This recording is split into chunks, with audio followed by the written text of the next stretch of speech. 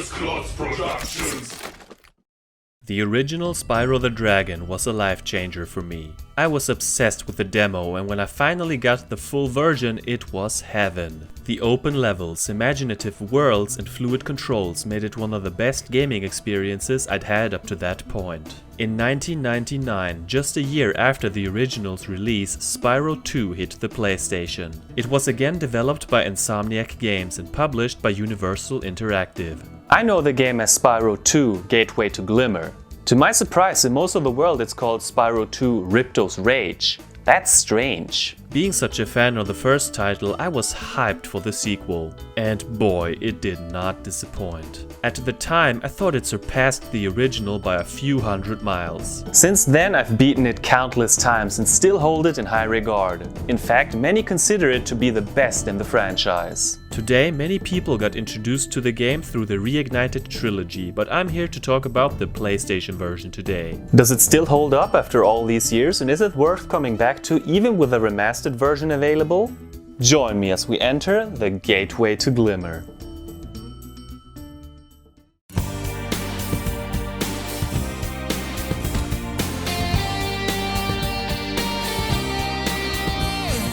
GFrom the gamer, the legend, he's come to show you the way in this world of games. GFrom Reviews. It's raining in the Dragon Kingdom. Spyro and Sparks want to get away, so they take off to Dragon Shores for a vacation. Meanwhile, another place, the world of Avalar, is in trouble. A professor there wants to summon a dragon to defend them from someone called Ripto. He finally succeeds, and wouldn't you know it, Spyro comes dashing through the portal. Not exactly what they expected. Ah, crap, what now? The sound is gone. Yeah, so this happens with every single cutscene. After a few seconds, the sound just cuts out. Sadly, after 24 years, my PS1 disc is pretty much shredded. Thankfully, the rest works fine, so we'll have to live with it. Anyway, Ripto comes along with his two dinosaurs, Crush and Gulp, and destroys the portal. Gulp accidentally swallows Ripto's scepter, so they retreat. Elora the Fawn asks Spyro to help them save Avalar. Like he has a choice. Spyro 2 plays a lot like its predecessor. His moveset is nearly identical. The only thing that's missing is the ability to roll. I never really used it anyway, so no big loss there. We'll talk about some new moves as we go along. This time we don't start in a home world but a regular level. This is Glimmer, you know, from the title of the PAL version. That's the gateway, this is Glimmer. They didn't take us long to find. Mission accomplished, the end, roll credits. Just kidding. Right away you'll see one of the major new additions. You get to talk to characters. Well, it's more like listening to others. Spyro doesn't get a word in edgewise. Usually they give you tasks or explain/whine about what the problem is in their respective world. Often you can speak to them again after completing a task, which can be amusing. There are no dragons to be saved at this time, but you still need to collect gems. They're the same as last time, except that the blue gems change to purple. Defeating enemies doesn't reward you with the gems, however. Instead they reward you with souls? I don't know. That sounds like necromancer vampire stuff. More on that later. Most enemies in Glimmer don't harm you, just like the Norks in Artisan. There are these big guys with hammers though. Along the way you'll meet Zoe, a fairy that gives you a checkpoint and some helpful tips. Oh look, a ladder! Spyro can't climb yet, so you'll have to come back later. Let me introduce you to a character you just love to hate. Moneybags, a greedy, filthy rich bear that does anything to get gems. Every time you meet him, you have to pay him to progress, just like daily life in the real world. Nothing more magical than economics. In this case, he lets you cross the bridge. Just for fun, I always say no first, just to see how he reacts. You'll have to pay up sooner or later. It's the only way across. I have to look after my, Avalar's financial well-being, you know.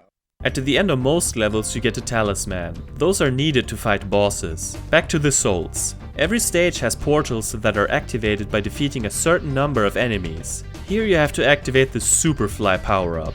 It lets you soar around for a little bit. Spyro 2 is famous for its countless minigames and challenges. This is the first one. Flame the gem lights quickly. Simple stuff, as indicated by the star rating. This rewards you with your first orb. Orbs are the main collectibles. The second orb is obtained by spitting rocks at lizards. It's best to aim with triangle. Look, I orb-tained it. Glimmer is an innocent and fun start to this adventure. It introduces new elements and gives you a first taste of this charming little world. Ripto captures Summer Forest, the first homeworld. We get some exposition, but the audio keeps going bonkers. If you can collect enough of them, they can be used to defeat Ripto. Hunter, where have you been? Collect the talismans. I am? There's no way you can get. Look, there's no way you can get. Ripto and his monsters have taken over.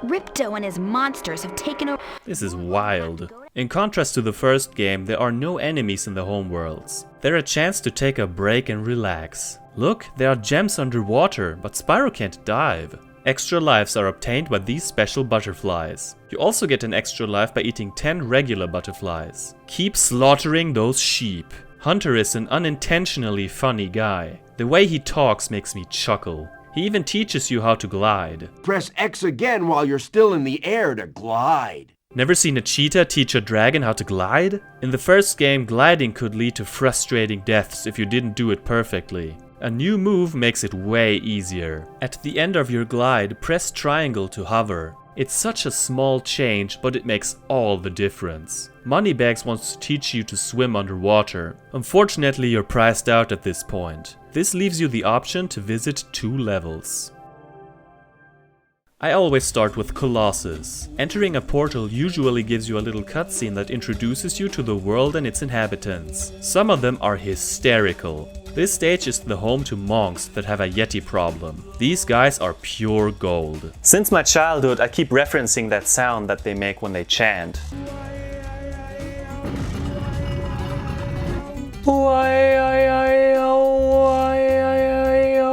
The door's open. Leave me alone. I'm trying to meditate. Jeez, I'm leaving already. Hey, look what I can do. In German, this guy sounds so funny. Hey, schau, was ich kann. Wie kannst du dir sicher sein, dass ich wirklich existiere? I don't know. Ah! It doesn't take long before we get to the boss. Wow. Good fight. Spyro 2 introduces ice physics, which leads us to one of the most memorable minigames, ice hockey. Spyro can't hold a hockey stick, but he puts the puck in his mouth instead. It's just you and the goalie. 5 goals in 2 minutes? It's not that hard, but I had trouble at first. It's easiest to just shoot diagonally, but don't wait too long. After that, you get to play a match against a real opponent. You can flame him, which isn't fair, but I lack empathy in my burnt, blackened heart. Quite fun if you ask me. The professor shows up too and he makes you flame possessed statues. The spring portal lets you reach the higher areas in the mission. Colossus is such a great time. The monks are hilarious and ice hockey just plain leaves you feeling better than you did before. With enough cash in your pockets? Dragon scale crevices? You can pay that unpleasant bear for a swimming lesson. Press square to dive? I wish it was that easy in real life. Idle Springs is a sister stage to Colossus as its inhabitants look similar. Most levels have sister stages, which you'll notice as we go along. This level is a revenge scenario. Sculptures get attacked by their own creations, which have come alive. Diving is required to win. And that's where we play Colossus first, kids. Foreman Bud gives you 3 puzzles. First, you need to turn all blocks yellow. We've all seen this crap before. It makes you think, but it can get frustrating. After that, you have to feed fish to this picky idol. It only likes the yellow and blue kind. Red fish make it throw up and you don't want that. It drags a bit, but you can cheat by looking into the water to see what's coming. The last one has us jump on symbols in the right order. What turns me off about this is that you have to talk to Bud each time you do it wrong. Plus winning takes you back to the yellow blocks, which forces you to backtrack. Anyway, the main goal is to kill all the idols so that the workers can open the doors. It's done in no time. My highlight is exploring the rooftops for gems. To rescue the hula girls, you have to use the supercharge power power-up which replaces the arrows from the first game and ram into all the idols in one go.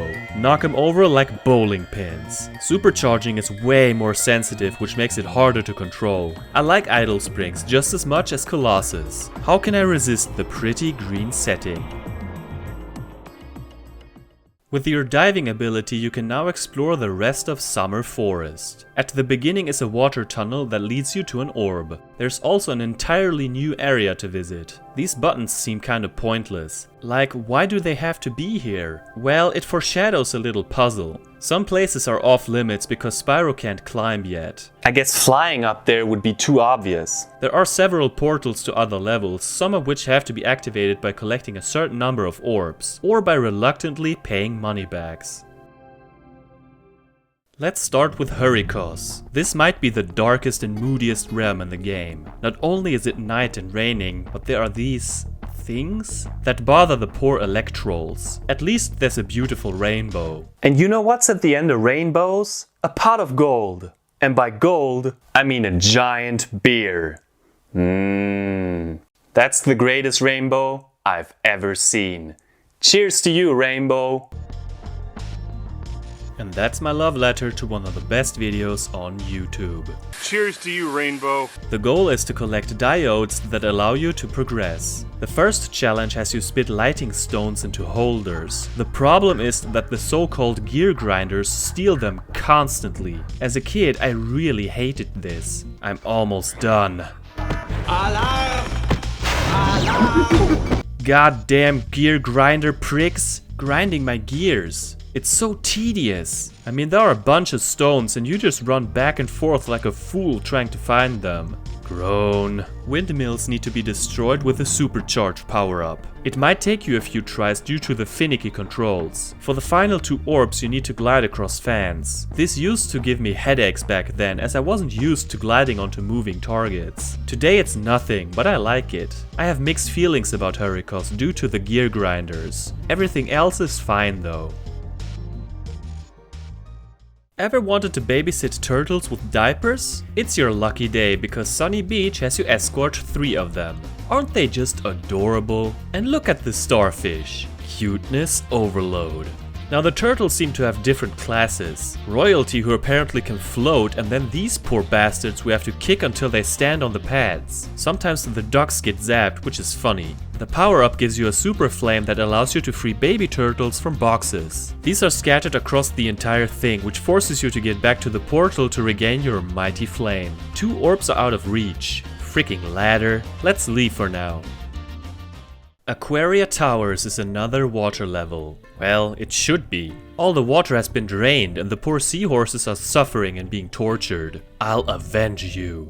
Look at the crabs being blown to pieces. You could make chowder out of them. Jesus! Of course Spyro has to flood every area with water. Don't even try to swim past the metal sharks. They are killing machines and you don't stand a chance. Instead you need to hand over some of your hard-earned gems to the greedy bear for a ride with his submarine. Before you know it, the world is wet again, which allows you to get to a new area. Hunter wants you to ride on his pet manta ray. Don't miss any of the rings. Quite simple. Finally, you need to rescue 6 baby seahorses from these towers filled with traps. It basically makes you swim through the entire stage again. Now you can use the super flame to destroy the metal sharks and collect the remaining goodies. Aquaria Towers is one of my favorite levels for sure. The swimming controls are spot on and I love the visuals. Riding on the manta ray is a highlight too.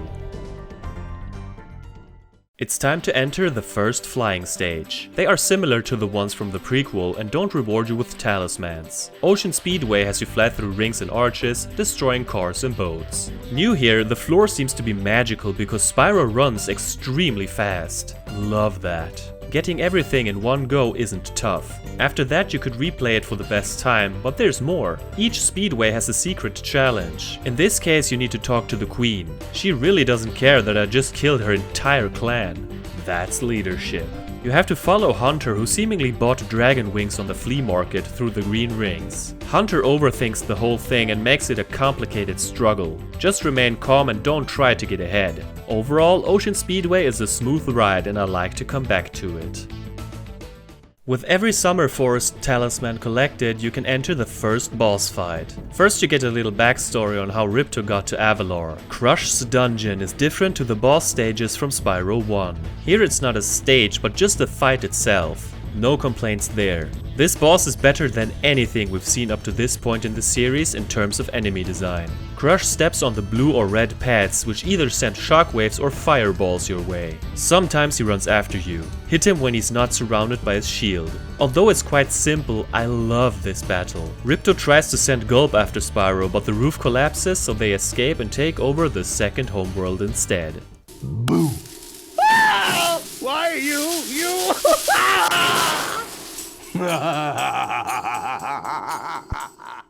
Autumn Plains is the largest homeworld, containing 11 realms. It's also the most fun to explore. The only downside is that you have to cough up gems from money bags 4 times. The hate is real, folks. With all this cash, I can open a lizard burger shop in Skelos Badlands. Do I at least get a free meal? At least he teaches Spyro how to climb. For say, I don't know, a small fee? Simply jump onto ladders. Yeah, that's it. Couldn't have figured that out on my own. Now you can finish those levels in Summer Forest. But let's take care of this place first. If you're a completionist like me, you already have all the orbs needed to get past this door. Back then I couldn't find the orbs. It took me quite some time to figure out that this wall is breakable. It leads to the top of the castle. Man, what a view. Can you glide to that platform over there? You sure can. This has to be the longest glide in the game. Still feels awesome.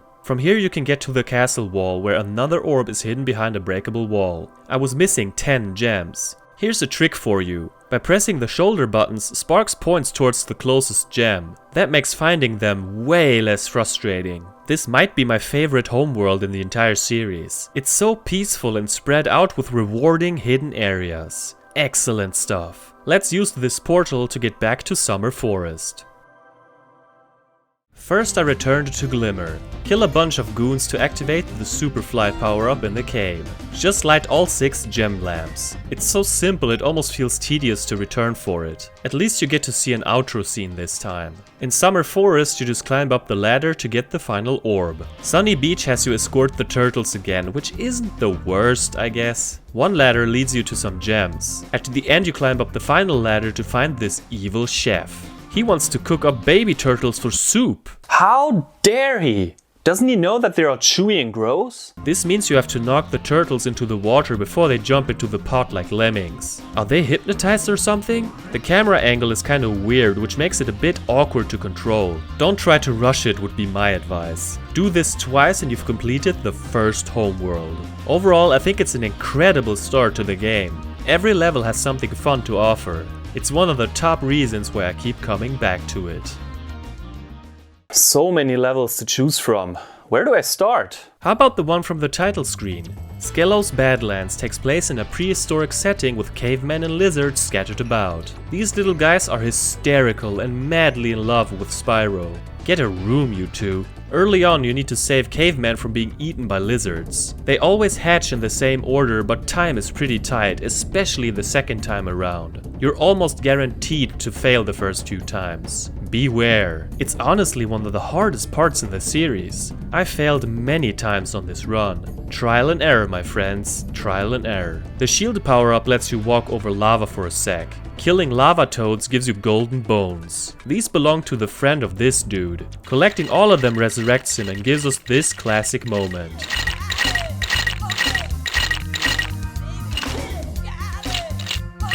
I laughed my ass off when I was younger. Today I still dig the music, but the scene drags on too long. This stage introduces question mark jars. Breaking them reveals the location of the next one, so it's best to know your stuff. Getting the last one rewards you with gems. Skelos Badlands is a straight up classic and deserving of its top-notch reputation. It's funny, not too easy, and has a memorable setting. Its sister stage is called Crystal Glacier. That means more moron caveman. Yes! They're frozen in ice, and by freeing them you gain new allies. I especially like it when they're just hanging there for the rest of time. That's dedication. Oh my god, little snowballs with eyes and legs. How dare you make me kill them for butterflies, Insomniac Games? Of course Mr. Cashbag here won't let us pass the bridge unless we bribe him. I wish he'd get eaten by it. One part I disliked back then was flying through the cave and flaming the Draclets. The problem is that they multiply after a while, so you really have to make sure to not miss a single one. Otherwise this could take a while. This time I did fine. My boy Shaman Talk lost his pet snow leopard to George. Well, there he is. In order for him to follow you, you need to feed him. Flame the fish, follow George, rinse and repeat. Nom nom nom. By the way, I love the paintings on the walls. Hey George, let's bring you back. Have to get out of here before I die of too much cuteness. Another superb realm with charming inhabitants. The next two stages are at war with each other, so we get two different perspectives, which I think is pretty cool. Breeze Harbour is attacked by blubbers. Spitting? How childish. And what are blubbers anyway? Naturally, you can use a bunch of cannons. Or should I say, have to use, in order to destroy the floating landmines. Some are tricky because you can't even see them. The main goal is to light the boilers to get to the ship. I gotta say, it's impressive how fast the blubbers can jump with their buckets. Now this level is infamous for one specific reason. There's this mini game where you have to use a trolley to collect gears. You can use the cannon to shoot at the signs which make you change direction. It's not that difficult in my opinion, but back then I failed constantly. Trouble with the trolley, eh? I heard this sentence like 5 million times and it made me want to strangle that stupid bird. It became a running gag with my dad, my brother and I for years. Later I was relieved that I wasn't the only one who had a special relationship with the trolley guy. Today I can laugh about it, but the hate was real back then. Trouble with the trolley, eh? Personally, I find Breeze Harbour rather unremarkable except for that part. The rest isn't that exciting and doesn't leave an impression. Love the visuals though. Trouble with the trolley, eh? Trouble. Zephyr is the counterpart to Breeze Harbour. This time it's the breeze builders that cause havoc and you're helping out the blubbers. Shooting cannonballs at chicks. A little overkill maybe? Not really. Falcons throw rockets into their mouths, which they then spit at you, so death is justified. Enemy-wise, this is one of my least favorite stages. Using the cannon to shoot at enemies that far away just isn't too much fun. The parrots probably got their training in Gnork Cove. It just takes a few minutes to get to the talisman, but there's still so much to do. First, there's my man Little Bo Peep, who lost his cow legs. What in the name of Christ is a cow leg, do you ask? Only the most amazing and gallant creature in the entire universe? There are a total of 7 cow legs scattered across the level and you have to force them back to Bo Peep. It's quite brutal if you stop and think about it, but I can't help but laugh at the noises they make.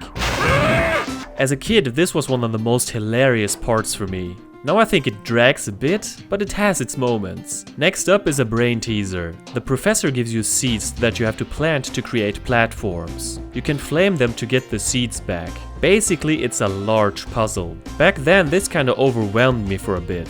Today I welcome the change of pace. Oh, and we do this to get Romeo and Juliet back together. How I've missed my Romeo. Man, this is some progressive stuff. If he wasn't so short, we'd get married. Okay, I take that statement back. I never liked Zephyr too much, but it has grown on me. It's one of the levels that took me the longest to complete, and that makes it feel like a slog sometimes. Love the humor though. Let's speed things up on Metro Speedway. In my opinion, it's one of the simpler flying stages and I beat it on my 3rd attempt. The only irritating part are the jumpers, but man, I love their death screams. The secret challenge behind the waterfall has you helping the mayor get rid of cat burglars. Where are your eyes at, bruh? Of course, Hunter gives you assistance by shooting the cats so that they drop the bags of gems. Maybe the easiest secret challenge. The stage is nothing special, but I still look forward to it as it gets the job done just fine. Scorch takes place in the desert and you have to reunite Greta with her brother Handel. So it's like an off-brand fairy tale. Super adorable how she talks. Hello, Spyro. In order to make it to the exits, Spyro needs to push buttons that raise flags and open gates. On the way you encounter your best friend Hunter. This time you need to charge into trees to make monkeys fall into the barrel Hunter is holding. If you die or Hunter gets hit by a coconut, you need to start over. Of course, Hunter never runs in a straight pattern like a normal cheetah would. Not a hard challenge though. It gets more difficult when you encounter the Flag Keeper on his magic carpet. You need to follow him 3 times while avoiding his projectiles. This used to give me trouble, but this time I only failed once. Take your time and you'll be fine. This is another average stage that is rather forgettable, but inoffensive even. The best part is the banter between the siblings. Have you seen my sister, Greta? She's ugly with pigtails. Have you seen my brother, Handel? He's stupid and wearing an ugly shirt. Now comes the stage that took me the longest by far. Fracture Hills is quite large and really difficult at times. But first things first. The sassy fawn with her yo-yo tells you that the Earth Shapers have encased their temple and the satyrs in stone. Free all satyrs and their songs will destroy parts of the stone bit by bit.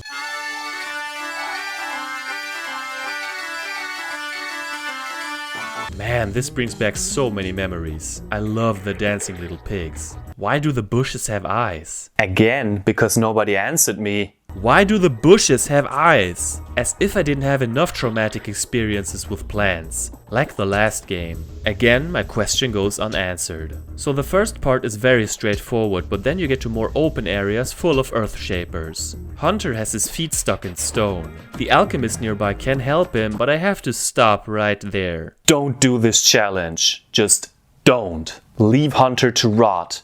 You have to trust me on this one. You'll get back here later and I don't look forward to it. Instead you kill 14 enemies to activate the supercharge portal. Maybe it's just me, but this might be the roughest supercharge challenge in the entire game. It's so easy to mess up and I tried a million times. Eventually I got rid of all Earth Shapers so that they wouldn't mess with me. At least you get a sweet shiny orb at the end. That's not the real end of it though. You need the portal to run into a metal chest and boy, that's even more aggravating. The controls are so sensitive. It's embarrassing how long it took me to get it right. For now I'm out of here, but I'll be back. Oh god, I'll be back. Next up is Magma Cone, the place with the most messed up inhabitants you'll see today. They're about to have a party which is ruined by more Earth Shapers. They're getting what they deserve though, maybe even a little bit more. I mean, damn, the fawns are cold-blooded sickos. This is brutal. Oh no, money bags. Hey fawns, can't you take care of this covetous bastard too? The second half takes place at a volcano which you have to climb up. Rather slow paced, but okay. With the volcano lid closed, you can flap around the area and deal with lava monsters that stole the party hats. Grand larceny to the first degree. Spyro needs to spit lava rocks at them because he can't get too close. Fun stuff. In a hidden ice cavern you meet... Hunter? I thought you're trapped in stone. Does that mean I won't have to return to Fracture Hills? Instead of just giving you his 2 orbs, he wants to play a game. Who is the first to collect 10 crystals? As a kid I hated this because Hunter is quite fast. The first challenge wasn't a problem, but then the goal goes up to 15 points. You can see where the crystals are going to appear. You could also just follow Hunter and steal the crystals under his nose. It took me like 6 attempts to finally win. Even though it was frustrating and I want to introduce him to my sledgehammer, this is a highlight for me. Just because it's hard doesn't mean it sucks. I love everything about Magma Cone, maybe with the exception of the climbing part. If they invite me to a party, I'll kindly pass though, thanks. Shady Oasis marks the return of the Middle Eastern themes. This time you're helping hippos get rid of... thieves? This is personal. The hippos get big and strong when they eat magic berries. Maybe Lara Croft should try one of these in the Angel of Darkness. I'm not strong enough. I feel stronger now. The big hippo destroys doors so that you can progress. Why can't Spyro eat berries? It's a rather short endeavor. The best part comes later when you actually get to chase 3 thieves just like in the good old days. 1 year before this game came out. It's over before you know it, but I get excited every time here. And that's it for now. The final challenge can't be done yet because Spyro can't head bash. Now you have all talismans in the game. Before the boss fight, there's still one more level left in Autumn Plains. Icy Speedway is by far the easiest flying stage. Made it on the first try. Just make sure to get the paragliders before the snowmobiles. Hunter is hidden in the igloo. He wants you to paraglide through 50 rings and you can't even miss one. Again, I beat it on the first try this time, but man was it hard back then. Even if there isn't much to say here, this is the coolest flying stage for me, pun intended. It's time to face another boss. Gulp's Overlook has you face the giant green monster while Ripto sits on his throne and watches. This fight comes in different phases. First, Gulp just charges at you. Pterodactyls keep dropping dinosaur eggs with barrels in them. Who's the daddy? Don't let Gulp swallow any items. Knock the barrels into him. Phase 2 has him shooting electro balls at you. The eggs start to contain bombs this time. I don't need to ask who the father is. In the third phase, the eggs start to carry rockets or chickens. This game has me questioning biology. The final phase has eggs with all types of items. By Spyro standards, this is quite a long boss fight, but man is it sweet. There's no doubt in my mind that this is not only the best battle of the game, but of the entire series. It's challenging without being frustrating and definitely not a pushover like pretty much all of the bosses in Spyro 1. An excellent and satisfying way to close the second chapter. Elora gives Spyro a mini vacation. Meanwhile in Winter Tundra, the professor found a way to access the Dragon Worlds from the Super Portal. Too bad Moneybags sold a bunch of bombs to Ripto, who then steals the power crystal. Hunter, do something! Quick! Hey, give that back! Wow, thanks for your courage, Hunter. Well, I tried. So now you're in the final homeworld, Winter Tundra. As I said before, there are no more talismans left to collect, only gems and orbs. It's the shortest homeworld with only 7 portals. It is here that sleazebag Furball over here teaches you how to headbash for 1000 gems. That's a 1 with 3 zeros. 1k. Now you can crush the rocks and metal chests with bullseyes. You want even more money? Whatever, man. As long as you're happy, I'm happy.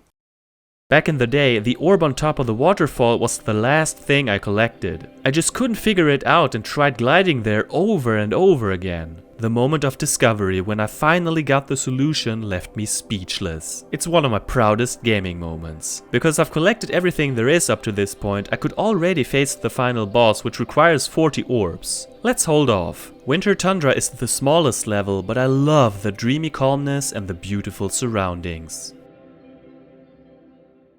There's some unfinished business in Autumn Plains. First, Fracture Hills. Make sure you have a pillow you can scream into. Yes, Hunter is still trapped, and yes, you need to talk to the alchemist. He needs to deliver his potion to Hunter, who is just a few steps to the left. But our senile companion chooses a detour past tons of Earthshapers. You have to knock them out of his way so they don't knock him out. This is difficult because it's so unpredictable where he's gonna go, and you can't kill the Earthshapers. Like, what's your damn problem? This time I only failed like twice, but man, have I spent hours of regret on this part throughout my life. To add insult to injury, Hunter gives you another challenge that requires the head bash. So imagine doing this as a kid, spending hours with the dumbass alchemist only to realize you can't do the second challenge? Guess what? When you leave the level and come back later, you have to do the alchemist part again. Again!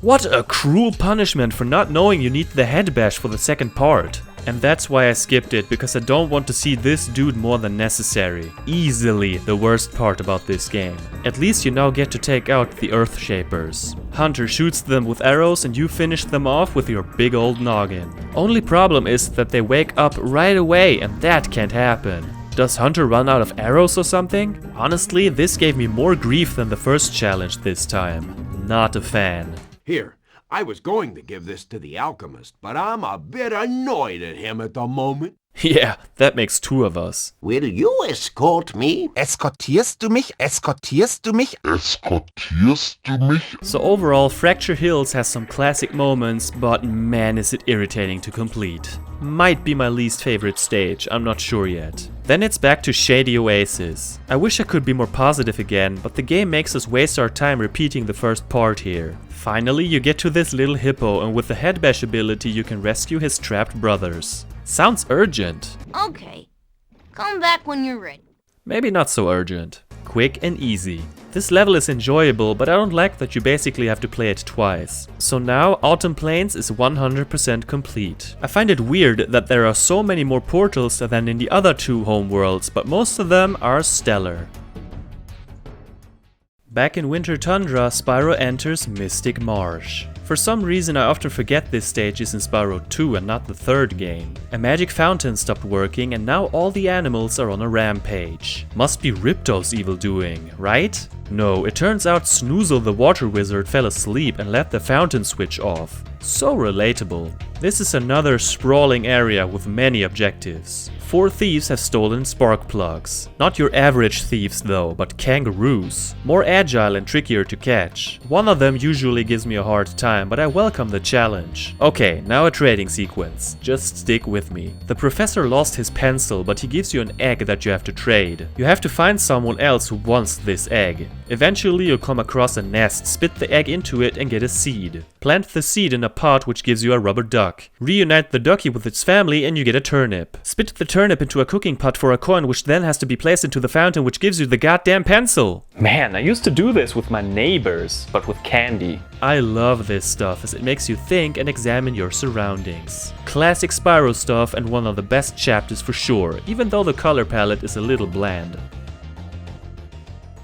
Cloud Temples is another wizard-themed level with warlocks that are up to no good. They bring stone ramps to life, which is never a smart idea. Let's address the elephant in the room. Cloud Temples is memorable for one reason and one reason only: Agent Zero. This dude is on his way to his secret hideout, which is for members only. That means you have to follow him in stealth mode. He's not that clever, but spots you immediately if you don't hide behind a tree or something. Most likely it will take you a few tries before you get his pattern down. I sure as hell have lost this way too many times over the years, and even this time I failed a bit. Still, it's such a classic moment that I wouldn't want to miss. Nice clubhouse, bruh. You have flowers? How about some chairs next time? The power-up requires defeating 21 enemies, which is the most for any portal. Only in this level, however, do you get the Super Freeze power-up. You use it to freeze these burning trolls in order to get to higher areas and ring bells. It's another part I really enjoy. Just like this whole level, it's a creative theme. That ending is disturbing though.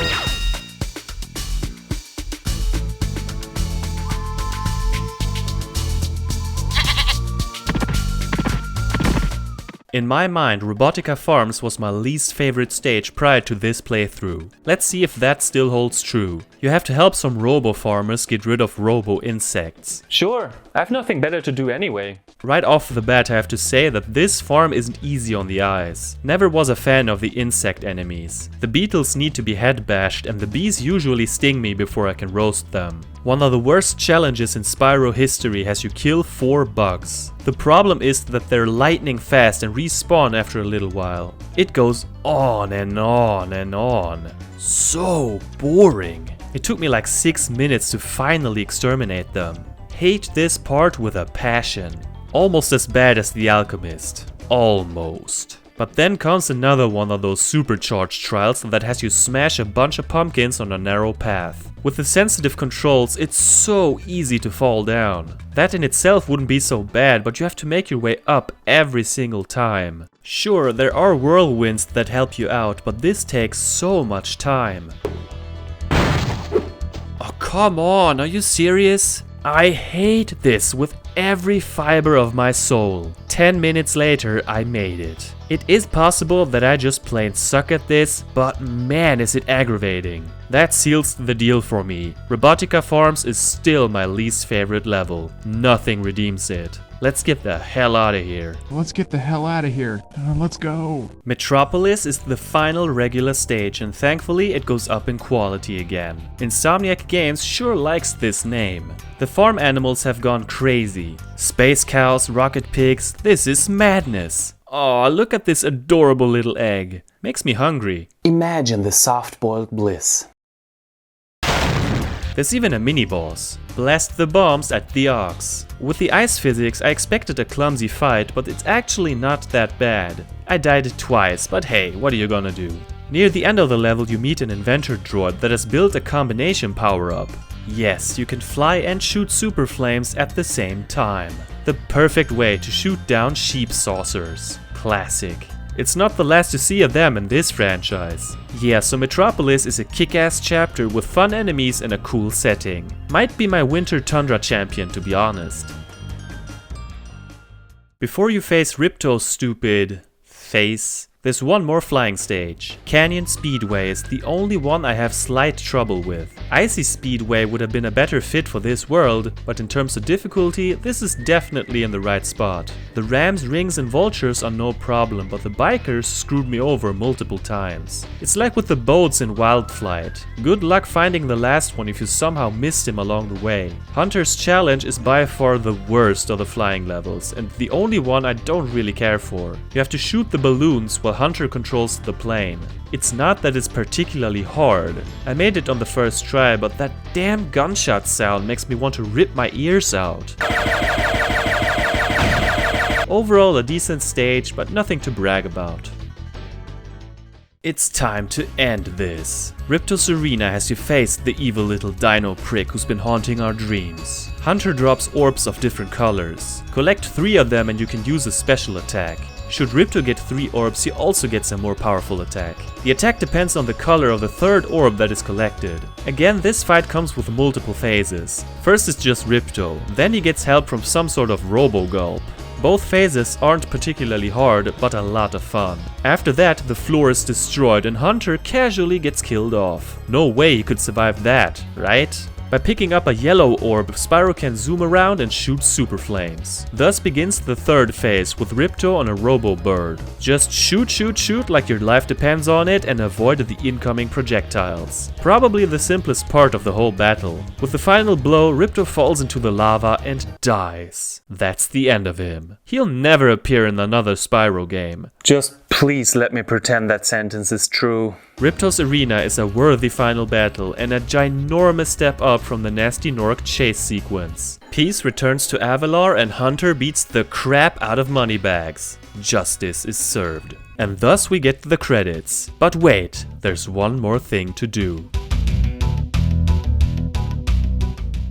Oh yes, we're going on vacation. Dragon Shores is a bonus level that's basically just a bunch of minigames in a theme park. Let's have some fun. The goal is to get a bunch of tokens to unlock the theater. The Norks explain the games and reward you with said tokens if you win.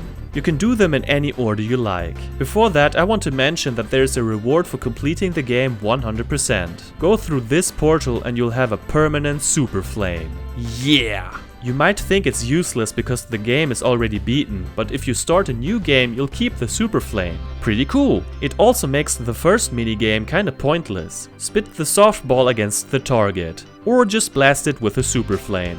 Those poor drowning creatures. The only challenging part is the roller coaster ride. Pop all balloons without crashing into things. Oh god, I'm getting trolley flashbacks. The first round is no biggie, the second adds side paths and the third a cannon. It's a little frustrating if you miss a balloon because it takes a while to get back to it. It's your standard surprise bullshit shenanigans, but you'll eventually get the hang of it. That looping feels unsafe though. Next up is the Tunnel of Love. All you do is enter the ride and watch all the odd couples. Some of them are very questionable. A Yeti and a pig? Whoa, that Earthshaper's a player. Agent Zero all by himself. Oh. Apparently you need more than flowers to impress the ladies. Or dudes. Or babies? I know this is just a game, but that chef is one sick bastard. It's fun to see who Spyro ends up with. A fawn? I can live with that. The final game has you shoot at targets. Pretty self-explanatory. After getting all tokens, you get to enter the theater, which simply just means you can watch all of the cutscenes again. The audio is still messed up on my copy, so this marks the end of this playthrough. If you grew up in the 90s, you might have owned a cheat book like I did. Spyro 2 sure had some crazy cheats. Big head mode, flat mode, different colors for Spyro, and best of all, a demo for Crash Team Racing, which was released just a few weeks before. I played this demo before we got the full game and I loved it. It lets you play 3 different stages, depending on how many players are selected. We never had a multi-tab, but we played at the 4-player stage anyway. It's fun to see small differences to the full release, like a different picture for Polar. What a time capsule. You know what time it is. Music and sound. Once again, the sound is cartoony and fits perfectly for a game like this. Collecting gems feels so rewarding with this little chime. The voice acting is top-notch. I explained in my Spyro 1 video that I have a soft spot for Carlos Alazraki's work in that game. In the sequel, Tom Kenny takes over and he does a great job. It's arguably the most iconic version of Spyro. Personally, I prefer the more edgy approach we saw before and find Spyro's personality in the sequels a bit dull. He doesn't have any funny one-liners or anything. How about it, Sparks? You up for a vacation at the beach? For most of the game, he doesn't talk and just listens in stunned silence. I liked the snarky comments he made to the dragons in the prequel. Where's Nasty Nork? I'll torch him. Other characters make up for that, though. The professor, who's also voiced by Kenny, is hilarious. It's working! I've got a dragon! Ripto's voice by Greg Berger is iconic, and he also voices my personal favorite, Hunter. I can't put my finger on it, but his delivery is so spot on and gives me this big grin on my face every time I hear it. You're pretty fast, but not as fast as me. Like last time, I'm here to lavish praise on Stuart Copeland from The Police for his more than excellent soundtrack. Spyro 1 has one of my favorite scores of all time, but the sequel soundtrack, which is preferred by many, is just as masterful. Almost every stage has its own track and some challenges even provide their own songs, so that's quite a lot. The themes for the home worlds stick out. Not because they're upbeat or anything, quite the contrary. They are calm and relaxing without any drums or rhythm for that matter. Close your eyes and get transported to a place without worries. All three of them are so beautiful, especially Winter Tundra with its dreamy vibe. The theme song, which also plays in Glimmer, is uplifting and pretty damn catchy. I prefer the theme song for Spyro 1 by a long shot, but this track has grown on me a lot during the years. Copeland really excels at creating tracks that fill you with positivity, like in Sunny Beach. Even the more threatening songs are excellent, like Ripto's Arena. I was shocked to learn that the NTSC version has an opera singer, which the PAL version is lacking. I'm not sure what I'm supposed to feel here. The music captures the settings in a nuanced way. For example, Scorch and Shady Oasis have Middle Eastern touches. There are some tracks that are more calm and atmospheric, Crystal Glacier being a good example for this.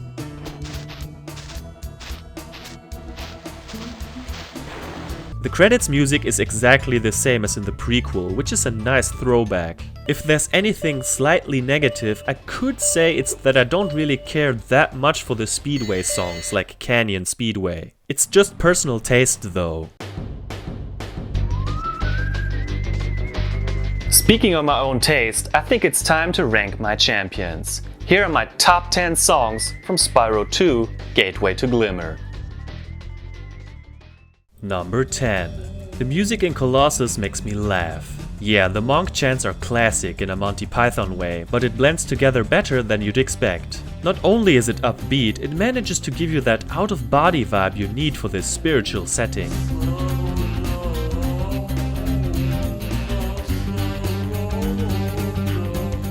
Number 9. Magma Cones starts bare bones, but then hits a little harder with electric guitar riffs and a badass Deep Purple style organ. When we get to the part with the swirly, trippy, deep voice, extraordinary.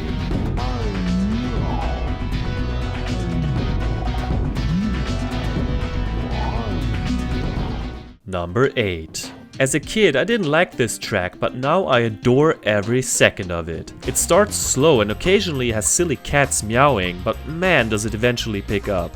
I just love that guitar so much, the electric and the acoustic.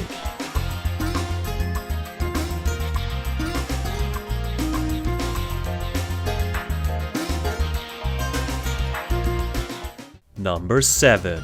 Metropolis has one of the best melodies of any Spyro track, period. Those bells sit perfectly in a mix with plenty of synth pads and guitar parts flitting around. It speeds things up and has many varying sections that all mesh together so well. Never gets boring with this one.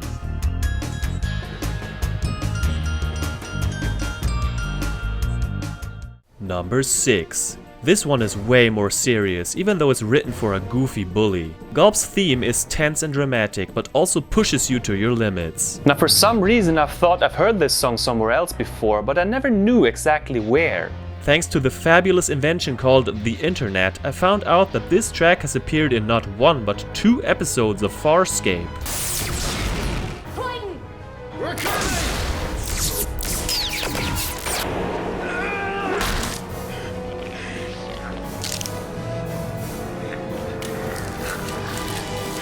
That's a big deal for me because Farscape was the very first show for grown-ups I got really addicted to when I was about 10 or 11. My dad even recorded every episode of the first 2 seasons on VHS for me. So this discovery basically gave me a nerdgasm. Love that shit.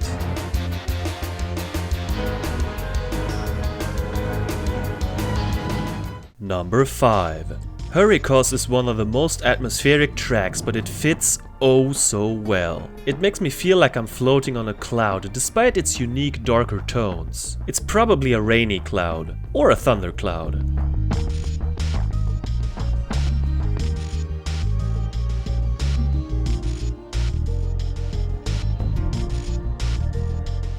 Number 4. For some reason Breeze Harbour sounds more like the first game to me, but damn is it great. It combines everything I love about a fine Stuart Copeland tune. Calm parts in the beginning and then more speed and friction when the organ and electric guitars play together. Stellar.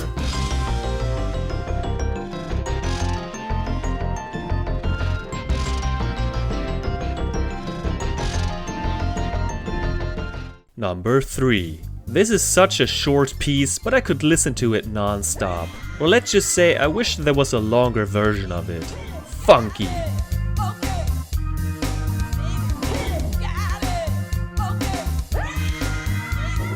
Number 2. This is the only track that appears in 2 levels and I'm not even mad. For the longest time this was my favorite song of the game. It's got a weirdo groove, like an anti-groove. It sounds like nothing else I had heard before and it makes you bob your head constantly while playing.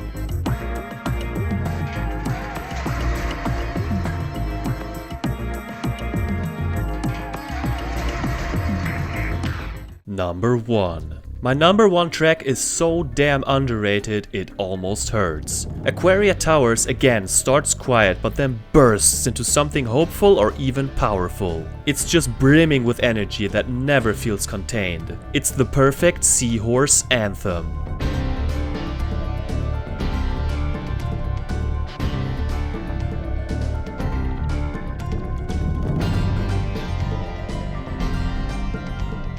Let's wrap this thing up.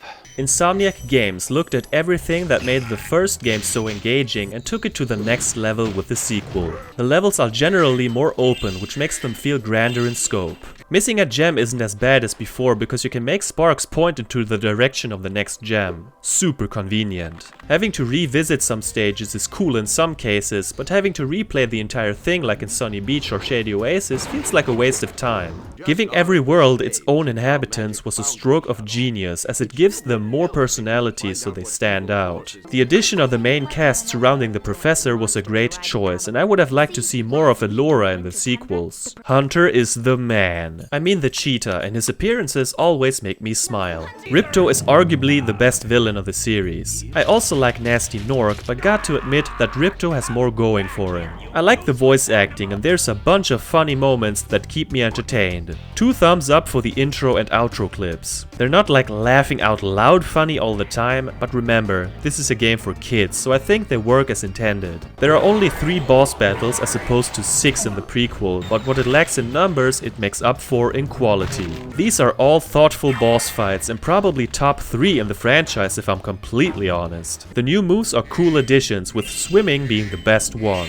Swimming is awesome and the underwater sections are some of the greatest. In fact, Aquaria Towers might be my favorite level in addition to having my number 1 tune. This game actually pulled it off. Water levels don't have to suck. The orb challenges are probably the biggest game changer, and they are all unique, even with mixed results. I don't want every challenge to be easy, don't get me wrong, but Fracture Hills and Robotica Farms can keep their damn orbs for all I care. Others are superb though, my favorites being the Manta Ray, the Hockey Game and the Crystal Cave. The flying stages are more interesting thanks to hidden challenges, and the fact that Spyro runs super fast here is a sweet bonus. There are some things I find odd. Why are there summer, autumn and winter worlds, but no spring? And why is Autumn Plains so much bigger than the other two? And why doesn't Winter Tundra have talismans? It always gave me the feeling that the game was rushed near the end, like something is missing, so we didn't get a cohesive world. Graphically, it's a noticeable step up with more popping colors, more details and better animated characters. In my opinion, it's one of the best looking games on the good old OG PlayStation. Even though I prefer the first soundtrack, this one has nothing to hide and is an incredible experience through and through. Quality-wise, Mr. Copeland just got better and better. The same can be said for the overall game. Objectively speaking, it kicks its older brother's butt on almost every level. Better levels, a more interesting story, more characters, the list goes on and on. If I was stuck on, let's say, Dragon Shores and could only choose one of them, I'd personally still go with the first one.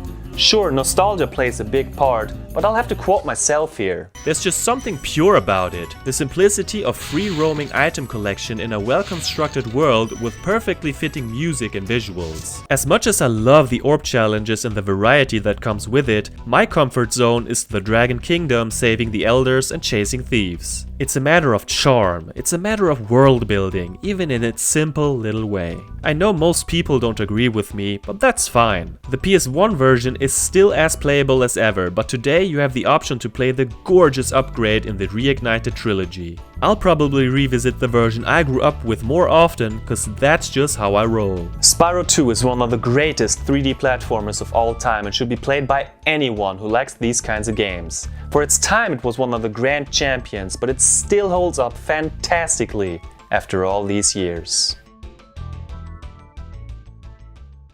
Hey everyone, this is GFrom. Thank you so much for watching episode 8 of season 3. Feel free to rate, comment, subscribe and follow me on social media. I'll see you later. Have a nice day.